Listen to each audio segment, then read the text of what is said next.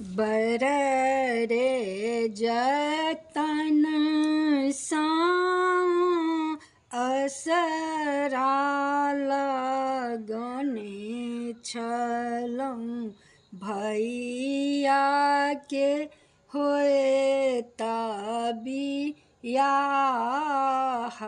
हे।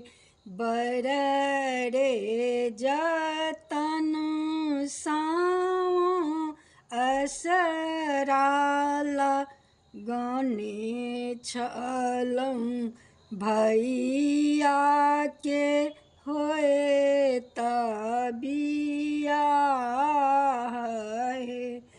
भौजो के खोइछा में हीरा मोती एबे करतन ताही साए गहना गढ़बहे।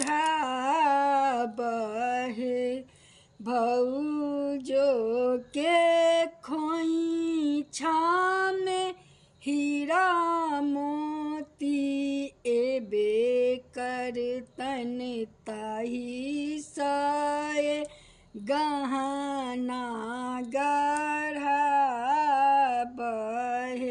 एहना दलिद्र घर भैया बियाहलनि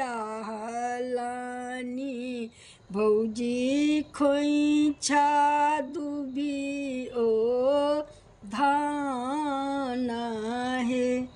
एहना दलिद्र घर भैया बियाहलनि